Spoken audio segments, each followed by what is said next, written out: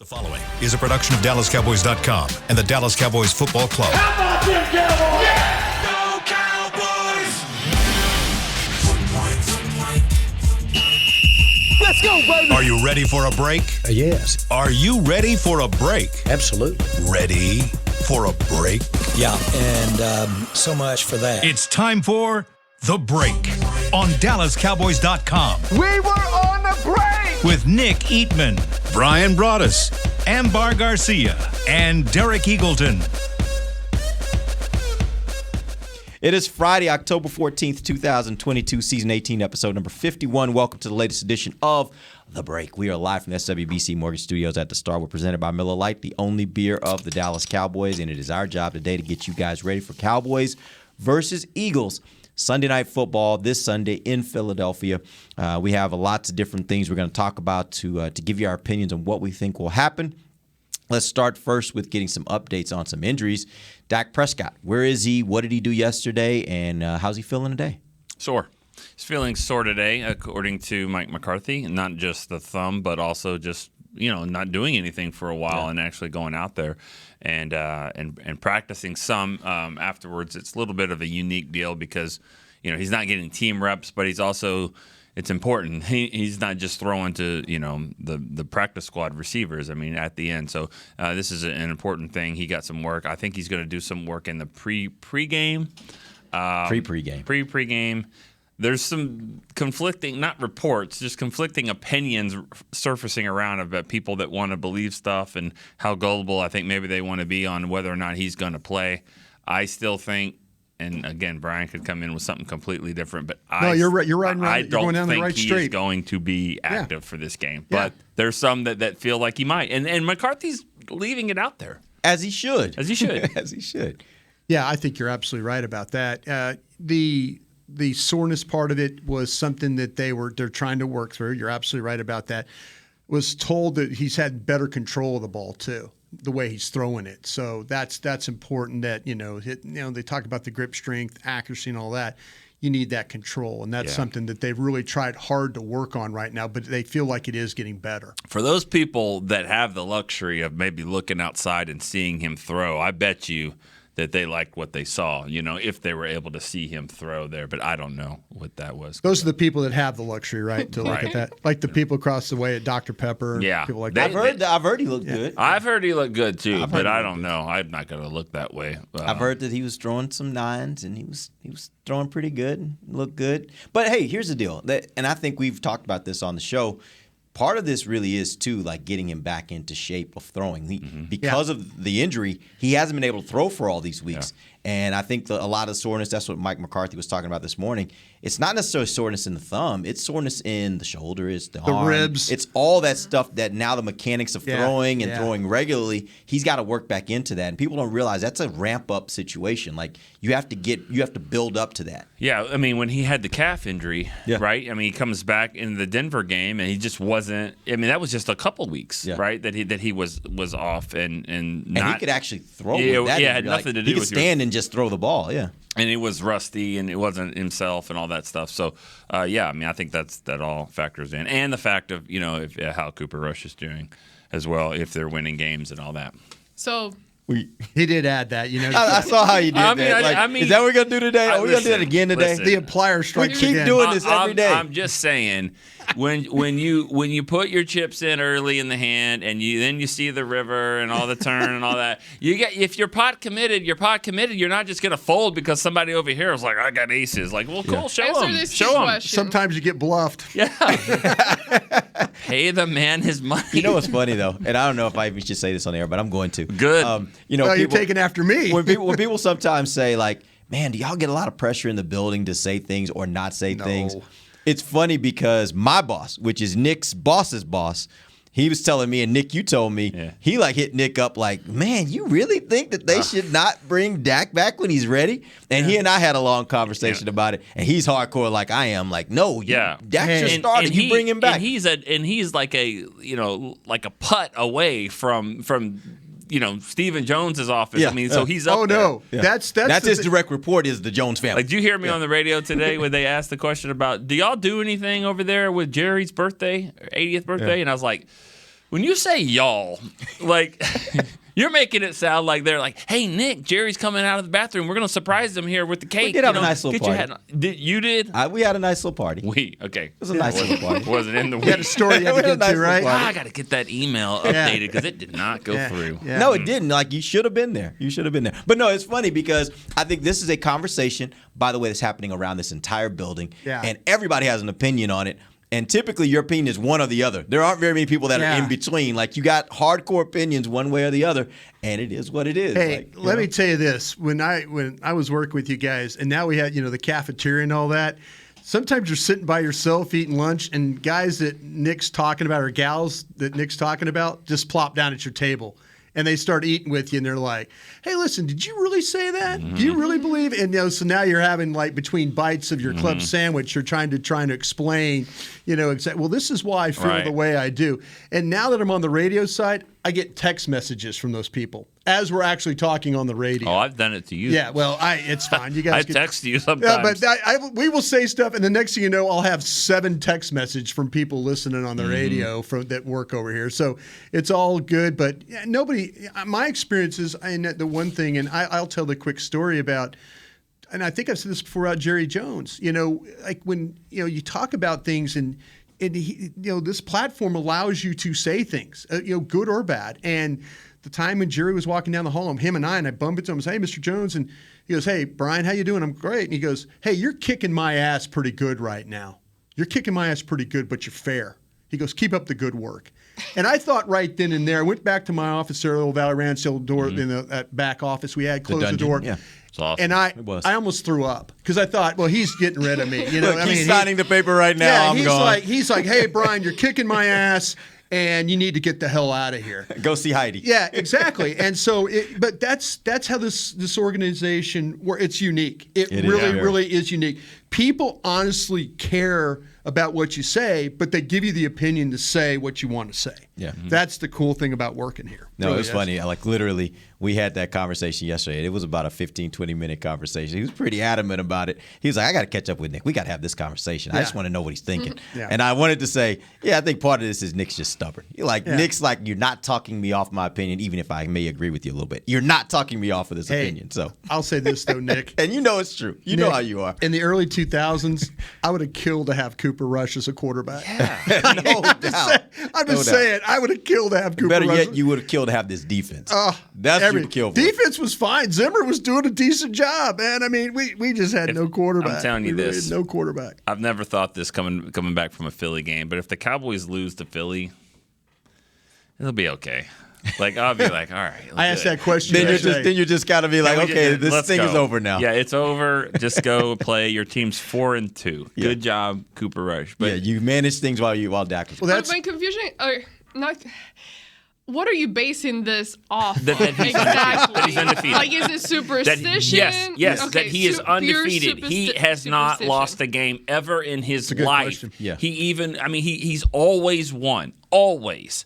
And so I'm just In the saying. NFL. In the NFL. Yeah, in the NFL. 5 times. Yeah, 5 times. 5 times. it's 5 times more than Johnny Manziel. That's true. Right. No, but that's all it is. It's just the Good luck it's charm. Like He's your yes. little- The guy keeps winning. Prove to me that you can lose, okay? And you haven't done that. And if he goes and does, and that's why I'm bothered by the comment like the guy keeps winning because he is winning, but the defense is who's winning. Like, it's not. You're not winning because of Cooper Rush. He's helping you stay in the game. But I think it's just and the it's defense. just the phrasing defense of it. played okay. No, the defense played pretty well against Tampa. Yeah. They played pretty. For that they offense, did. They did. So. If Dak would have just kept running the ball instead of checking out of plays. Right, and so if Back to Cooper Rush. If Dak, Cooper Rush, right? if Dak wouldn't have played one of his 3 or 4 worst games of his life in that week 1, right. and then all of this, it would have been a little bit different. Yeah. But that's all you've seen right now. If he would have played the game he played against Tampa last year to open the season, Yes. this would not have even been a conversation, I don't think. You're right. You're right. And so that's why I say that about if they lose, it's like, Because I know who the better quarterback is. There's no doubt about it who the better quarterback is. There may be one or two things you could possibly say Cooper does better than Dak. Dak does 6 or 7 more things better. Cooper Rush knows it. Everyone knows that. Yeah. But it's just you're not he's winning, and I have a hard time just changing that for nothing. Can I ask you guys a real quick question? I asked this question on the radio of my guys. I said, do you think Dak Prescott fans are hoping for a Cowboy loss? The Dak Prescott fans. There's no way you're a fan and hope. I mean, if you're we went through Dak that a couple fan, years you're ago. a Cowboys fan. No, ultimately they want to win. Now they do think that, I'm judging this by my own reaction and by a lot of things I see on Twitter. I think the people who are more in the camp of Dak needs to play, they think this whole thing is silly. The whole conversation is silly because they're like, give me the best player when they're healthy, right, and that gives you best chance to win. But I don't think it's at the expense of saying, give me a loss against a team that if you beat them, now you're in the driver's seat of the NFC East with 3 wins. Like, I don't think anybody wants that. I'll say this, though. They want the Cowboys to win. But then if you can pick how the win is, they want it to be 13-10. And they wanted a 12-7 game like last night. They want Cooper to do what he did last week. Give me 100 yards passing, but the defense is just outstanding. I talked to Nate Newton this morning about this same scenario, that the Cowboys were down 20-16 with 3 minutes to go. Cooper's 80 yards away, and he's driving. He's got to go for the touchdown and go for the win. If he drives down for the win to win this game, what does that do? Like that now, Jerry just got to get his shoes on and start walking to New York, because that's what he said. I would walk to New York to have this kind of controversy. And if the guy wins 5 in a row, that's why I said it. Yeah. Because he's not going to win 5 in a row. He's not going to beat all these 3 teams and then go beat the Rams and the Eagles. So you just made your pick? Wait till you guys get on the airplane and Dallas gets the win. Nick is going to be yelling from his seat when if the Cowboys get the win this weekend. You're going, hey, I told you guys, loosening that tie. No, he's saying the opposite. It's actually worse, because I'm like, crap, this is real. This is really going to happen? I told all you MFers. And now I got to go back on here Monday and be like, either stick with your statement or then completely go against it. It's like my dad in my sophomore year in high school. He said, if you get straight A's, I will take you to the SEC basketball tournament in Birmingham, Alabama. Straight A's, I can get straight C's. And I was like, okay. And I did. And he was like, oh, crap. Right. Yeah. And he tried to do that. How was that tournament that year? Good? Yeah, Shaq. Shaq played in and got kicked out. But Shaq, sure did. Arkansas, Alabama, Kentucky was awesome. My dad had to sign up for a season ticket holder for South Carolina basketball just to get, because you buy a couple tickets and then you got it. Once you say it, you got to do it. And he was a member. He got South Carolina stuff for like 10 years because he signed up for that just to get, because he was like, oh crap, you're in now. Now the next year, no. Well, but he also proved his point. You could get straight A's.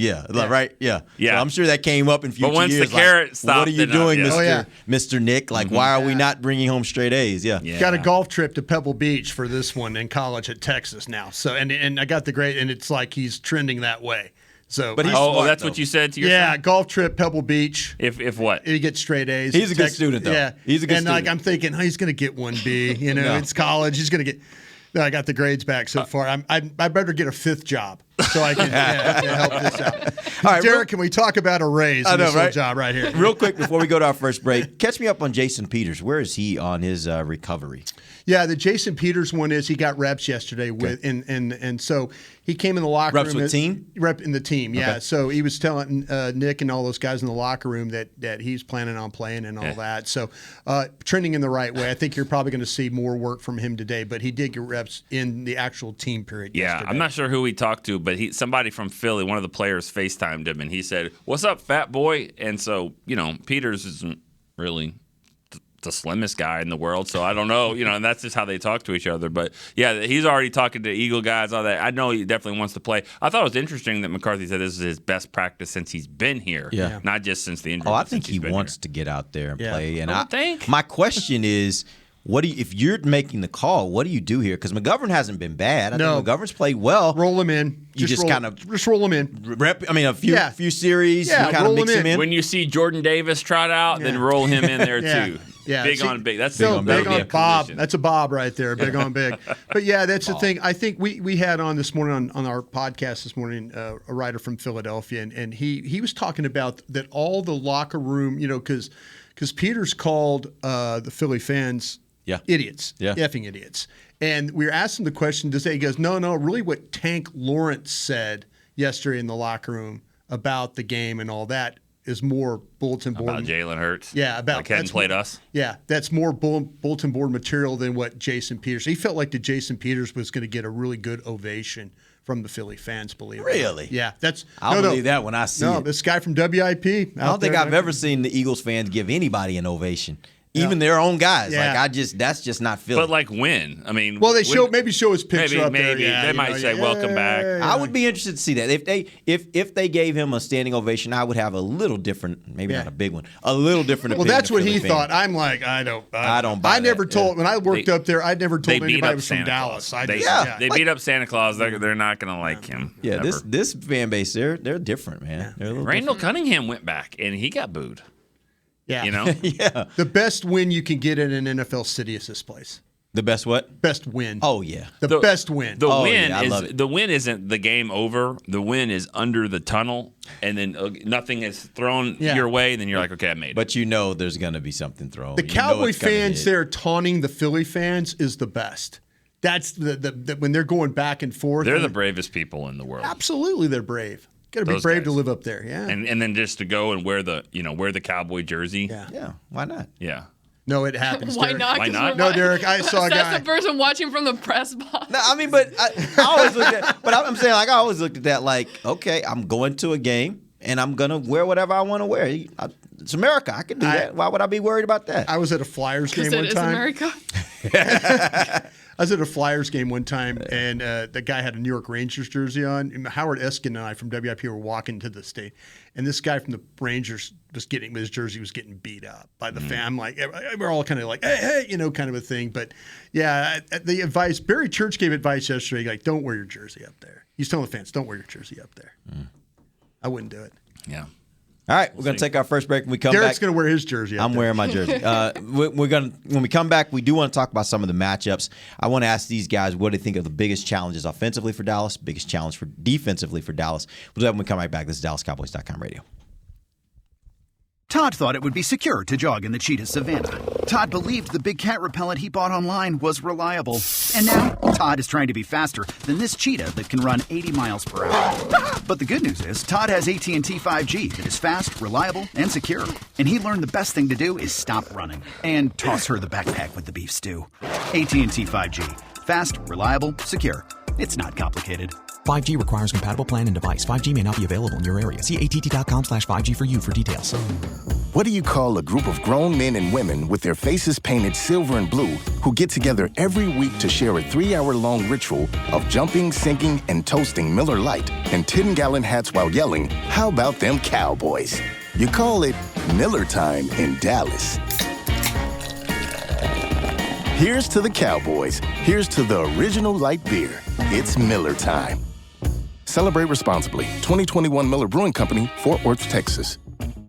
Want to use what the pros use? How about the official men's skincare brand of the Dallas Cowboys, Jack Black? Right now, you can get the Jack Black Starter, a curated collection of Cowboys locker room favorites for just $10 with free shipping. The starter includes 4 Jack Black skincare favorites, plus a full-sized intense therapy lip balm. Go to getjackblack.com/Cowboys and use the code word TEAMJB. That's getjackblack.com/Cowboys. The Jack Black Starter, $10, free shipping. When you build, you start with the foundation. And home ownership is a foundation of a stable future.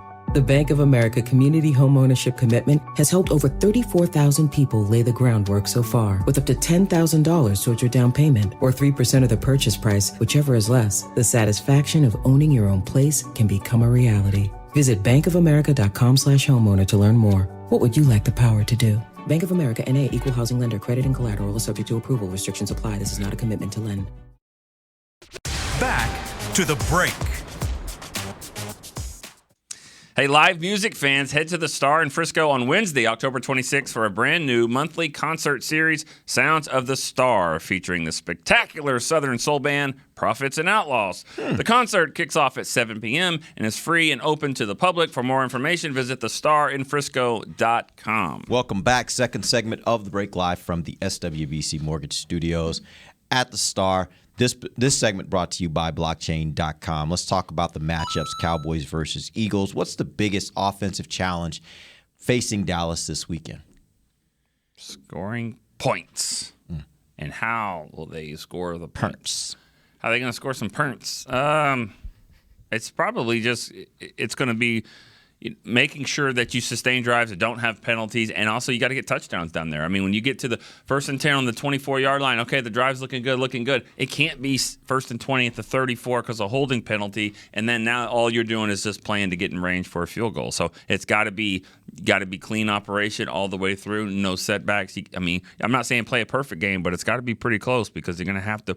You can't just be trading field goals. I don't think not this week. Yeah, I think the biggest challenge will be the secondary. When they play zone coverage, they give up plays. When they play man coverage, they tend to play better. And the challenge will be, can you win on the outside? Can you get some separation? Can you force these guys to grab you and hold you? We talked about this on our show yesterday. John Hussey's the official. This crew is the second most pass interference penalties in the league. They'll call them. Give them a reason to call. It's probably going to go both ways. Dallas will be a little grabby. They're going to be really grabby. That's what Slay, that's what Bradbury, that's what those guys do. I think that that the Cowboys can find a way to win those battles on the outside. The protection part of it's going to be tough. It's not going to be pretty. But, if you can win as quickly as Cooper Rush gets rid of the football, I think you got a shot to win some of these outside matchups and kind of keep some drives going. This team's not very good on third down, but you're not very good on third down either offensively. That's the problem, and that's one of the reasons why you say, well, heck, having Dak in there, I would feel a whole lot better against this defense if Dak was playing just for third down. Yeah. Just that ability to win on third down, and that's what this game's going to probably come down to. Do the Cowboys, is there going to be a lot of three and outs? I don't know if you can survive that. Defense is good, but don't put them in harm's way a lot. And, you got to win on the outside to convert on third downs.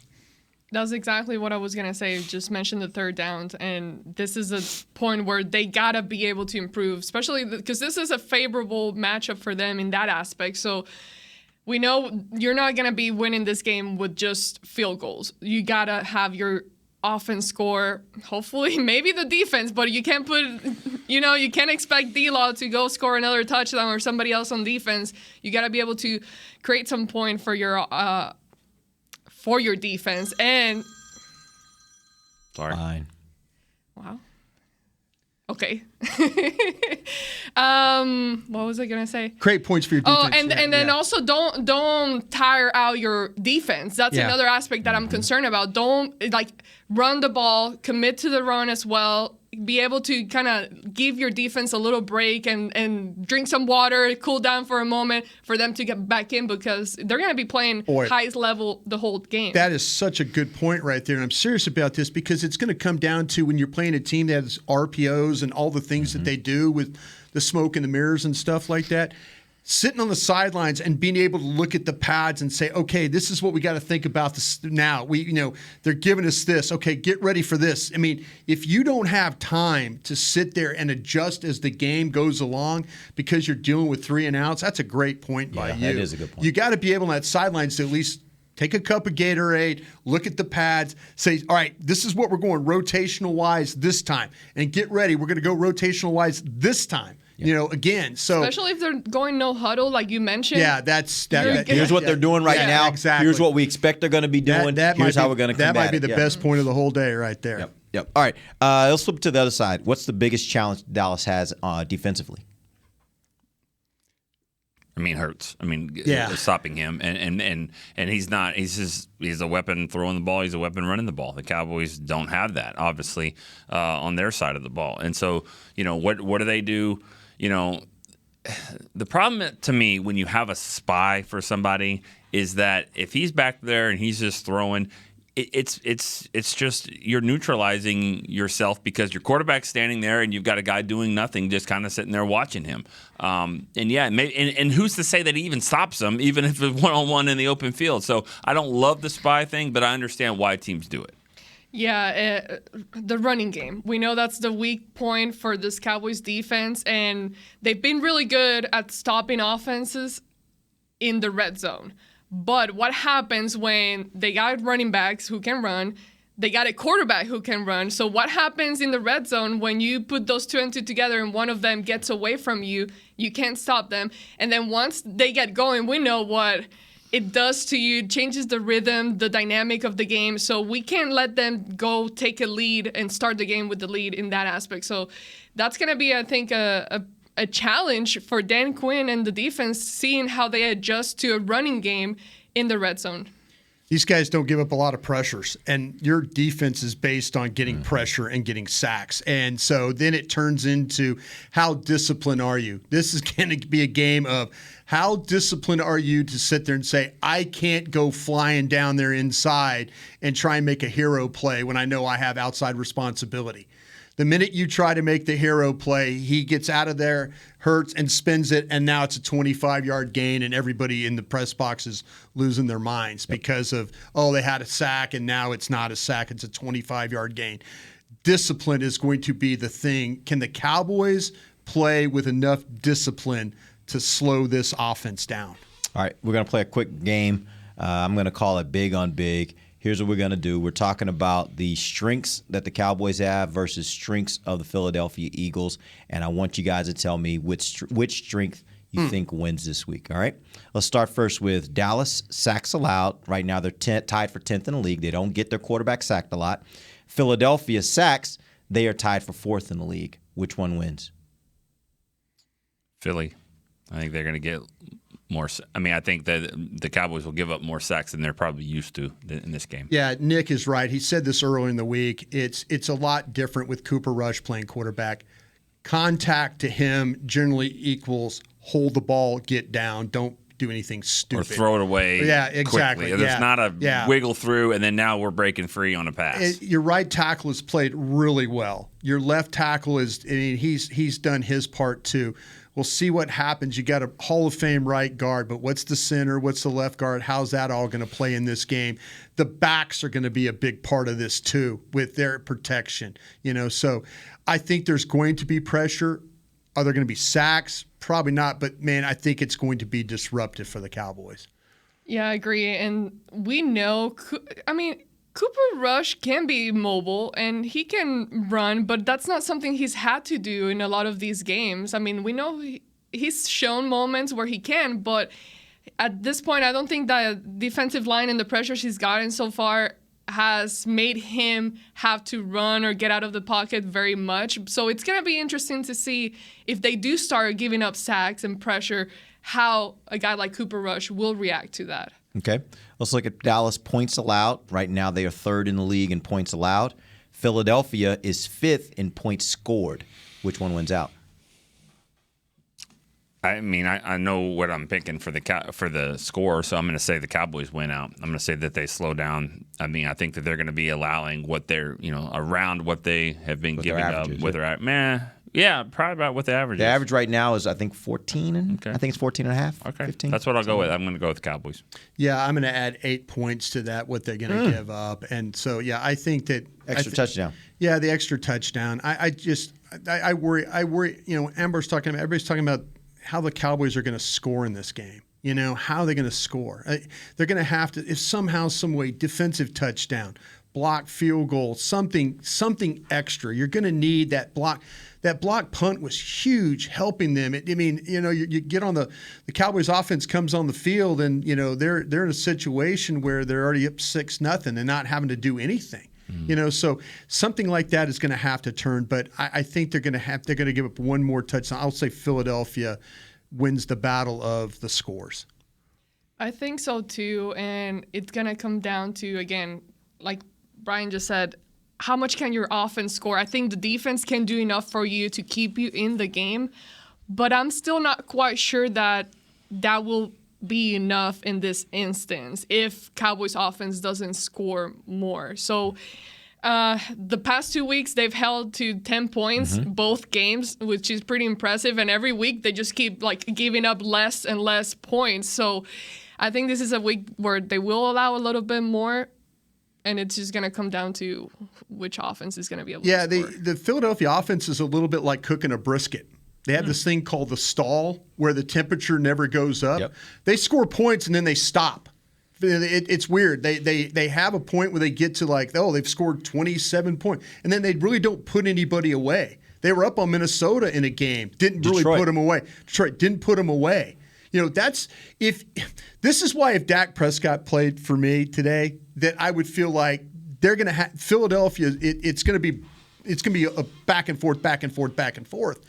But with Cooper, I'm not sure. But if you can somehow get them to stall on their points, which they have, and then just rally your ass off to maybe make this at the end it comes down to Brett Maher kicking a 52-yard field goal or something like that. But you need to get them to that stall and then hope that you can find whatever you're looking for to get the game in your favor. All right, here's the final one. Turnover differential. Right now, Cowboys are tied for second in the league. Philly is first. Who wins the turnover battle?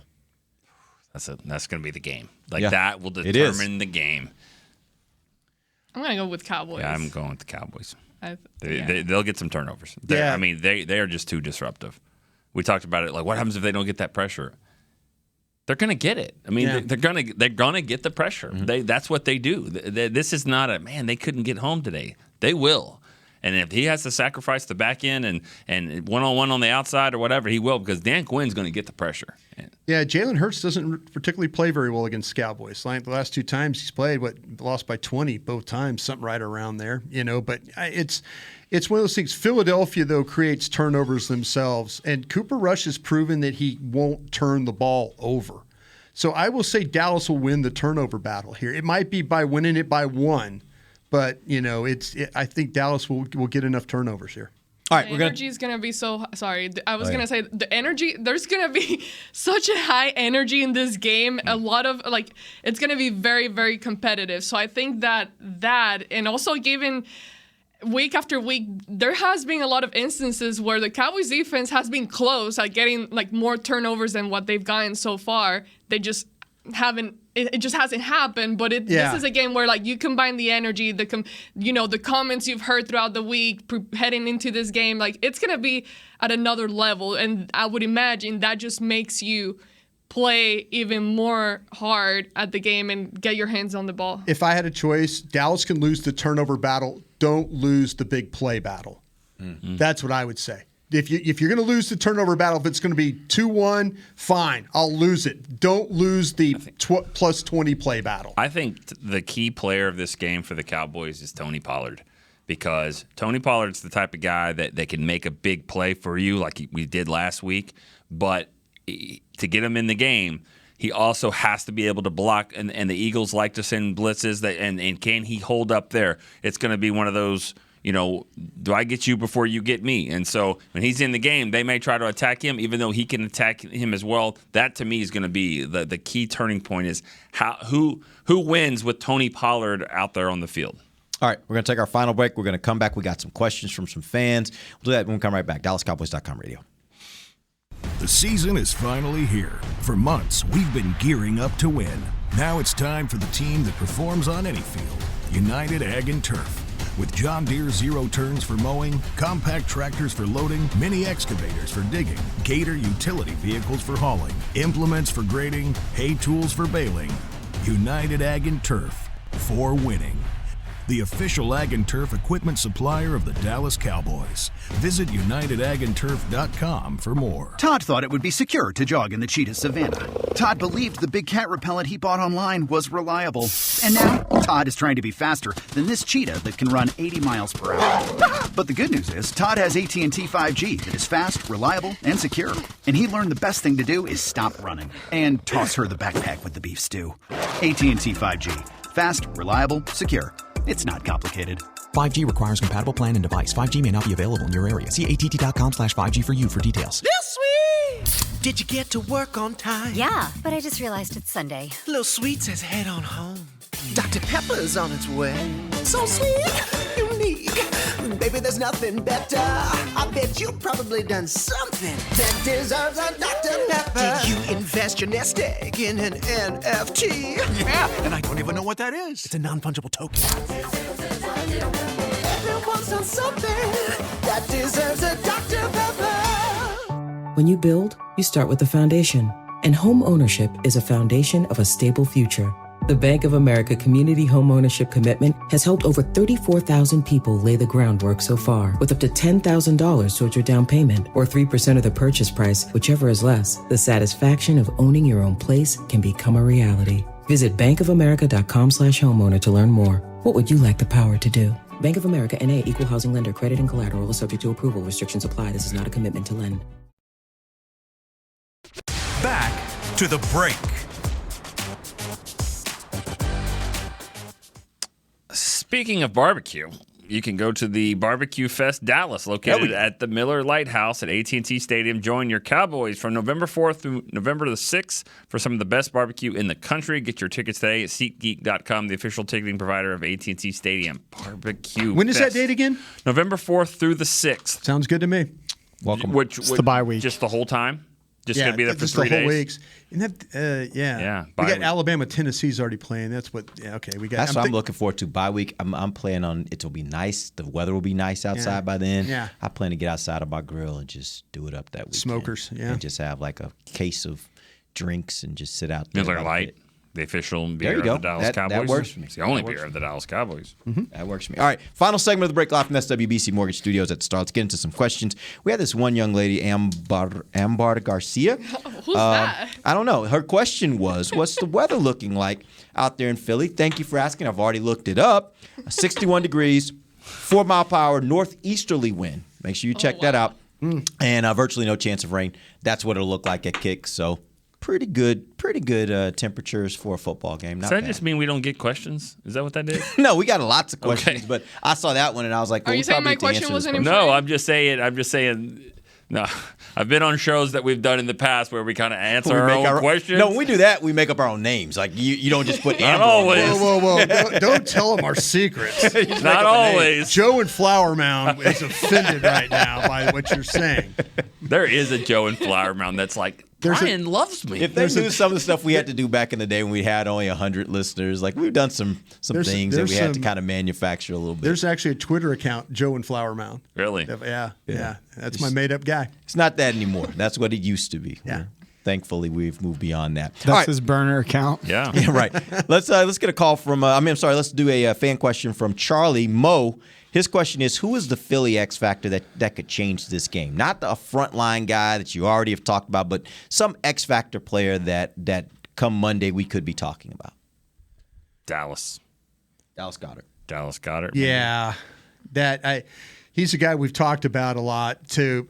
Dallas or Dallas Boston? Yeah. Yeah. Well, Boston Scott's been, he's hurt, right? He has been banged up. Yeah, they're in a little bit. I remember last year he was a guy that had some pretty nice plays, but yeah, Dallas Goedert. I mean, I just think you get all these other guys locked in and all that, and then it's always like 3rd and 7. It's like Goddard for 18 yards and move the sticks.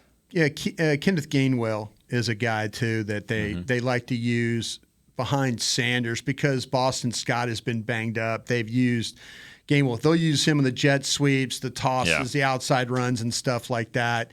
You just don't need these backs to get going in this game. I mean, it's tough. I mean, if you had to say, oh, can I shut down one? Let me shut down this tight end. I don't want. And the Cowboys play really well against tight end. They're number 1 in the league when it comes to. We said this earlier in the week. When it comes to playing tight ends, 4 yards a catch, no touchdowns. If you told me that right now for Dallas, for Dallas Goedert, I'd be like, yes, sign me up. What do you think about a guy like Quez Watkins? He's a deep ball. That's what I'm saying. Like guy, a guy that just kind of, he's not going to kill you the whole game, but he gets that one big catch that sets up the score. Yeah, he you definitely have to worry about because what happens is it's RPO, RPO, and then it's the boom. They fake the screen and then they send Quez on a vertical route and everybody's bit on the screen and now the ball's over the top. Yep. Yep. All right. Next question. Let's get a question from Joe T. He says, do we see 3 safeties full-time Sunday with Wilson spying Hurts? If so, what linebacker comes out? And I'll change it a little bit. They're not going to do anything full-time. Right. Everything will be kind of a mix. But do you see them doing quite a bit of 3 safety, and who's the linebacker that comes out in that situation? Well, I think it would be Barr that would probably come off the field, but I don't think they're going to play a lot of 3 safeties in this game. I really don't. And I kind of feel like, though, it depends on how you're going to treat Dallas Goedert, how you're going to cover him. You're going to cover him with a safety. Well, then that would take the safety out of playing down in the box and doing those things. But I kind of feel like that you need, this is a line that has some physicality to it. Mailata at tackle, Dickerson at guard. They've got some guys on that left side. You just can't put a safety down in the box and say, okay, take on runs. We had Barry Church on 105.3, The Fan, yesterday, and he says, listen, it's something you have to do, and it's something that Quinn does.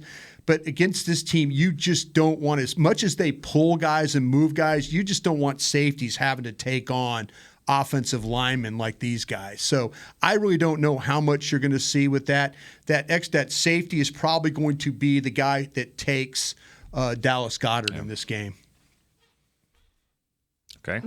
I don't know if you had one, Amber. And better than what Brian just said. It's just serious. Are you kidding me? What else can I say that Brian? No, I just wouldn't play him just because if you make it a light box, just not on numbers, but you're making a light box because of the girth and the weight that you have down there. This is going to be a huge game for Leighton Vander Esch. Because the Eagles can play so many different styles. To me, the way he played against the 49ers is not. That's not a surprise because the way they like to play physical, and that's his style. But the Eagles can do all of that. Yeah. They can play fast, they can play light, they can play heavy. So when it's almost like a guessing game. You just hope to guess right, and it's going to be a big game because Leighton's going to have to be chasing Hurts around. He's going to have to be chasing tight ends. This is a Sean Lee game. Remember how Sean Lee used to play the Eagles? He would 20 times. It was like there was one time where they had to try and they were at field goal range, and this like one of his last games, and like it's a third down play, and they like throw a little pass to the sideline, and Sean Lee just comes flying up, and it's a loss of 6. And it knocks him out of field goal range. That's the kind of way, or the interception he had against, where he just gets him just right there and it hits him in the chest, and you're like, that's a Sean Lee play.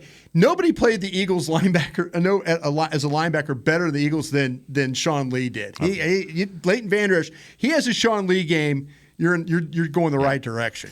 I was looking at the practice report from yesterday and just kind of the list on both sides. Ours, we're pretty okay, but their list is pretty long, and a lot of their guys are just limited. They're going to play and all that. So I wanted to ask, though, out of those guys, quote unquote, whoever's banged up, which guy can the Cowboys benefit the most of that player being somewhat banged up? If you told me that Jason Kelce wasn't going to play this game, I would jump up and down and cheer.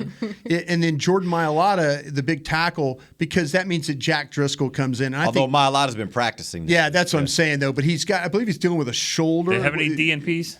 Anybody not practice? No. You got the list in front? Yeah. Did they have anybody that? It seems like everybody on there has been. They're playing. Limited. They're all limited now. But what happened? Kelce practiced and 3 plays in took himself out. So that helps. If you tell me that Cam Jurgens is center, and Cam Jurgens is a rookie center, and he'd be fine. But Cam Jurgens against what you're rolling through there at defensive tackle, let me win that one. Yeah. That would be one let me win right There's there. only one limited that I'm pretty sure is not going to play. Dak. All right, here we go. Let's get some predictions. What do you guys think is going to happen this weekend? Cowboys versus Eagles in Philadelphia on Sunday night.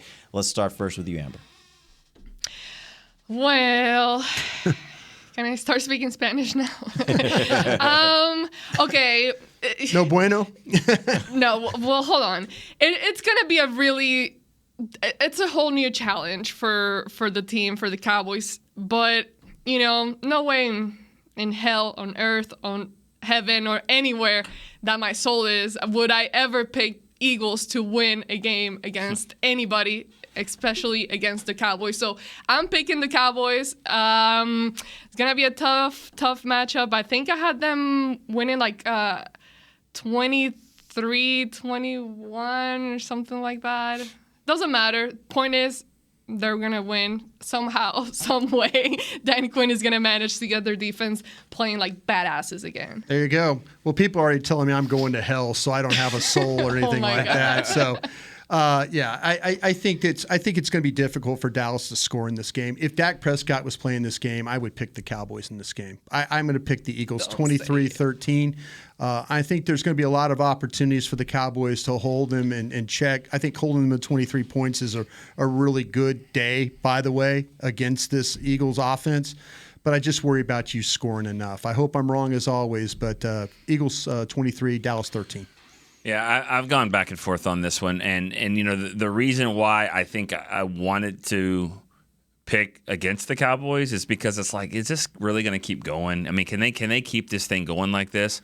And then I stop and think, well, why does Philly have to keep it going? I mean, they've won 5 in a row. It's not they're the only team in the league that hasn't lost, and history shows that you're going to lose, especially if you play close games like they have. So why do they have to keep it going? I'm gonna go with the Cowboys to win this game, 20-16. I think it's going to be a fight all the way. I think they get that one more turnover and a costly turnover down in the red zone that's going to help them win.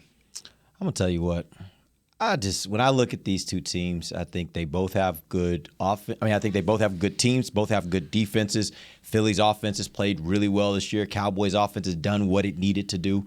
But I also, when I look at it a little closer, I believe more in the opponents that Dallas has played.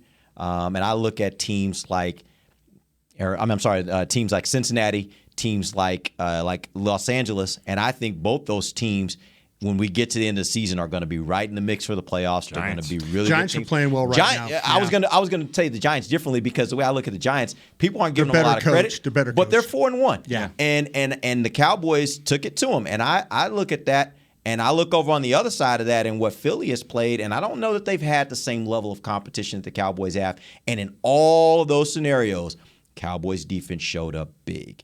I think they do the same thing this week, and I think come Monday, this is a statement game for the Cowboys. I think people look at the Cowboys very, very differently after this game and say, yeah, I don't know if there's an offense other than maybe Buffalo, Kansas City, those types of offenses that may give this Cowboys defense some problems. I think Cowboys win big 29. I think it is not a close 20-9? 20-9. I think they keep doing what they've been doing. I think the defense shuts them down, and I think the Cowboys offense does exactly what it's been doing. Just kind of. That's pretty bold. 9 points. Get that number goes down again. Yeah. Honestly, this defense, I'm a believer, and until I see an offense that can treat them in a way that I haven't seen so far. Now, Tampa Bay, you can put that one out there, and although they had a good game, I don't even know if they knew exactly how good they could be. I think their confidence is growing over these weeks. Yeah. I think this week they're going to keep funky game all the way around, and it just, that was one where I think you could really make the case, even though you couldn't the year before, I think you could make the case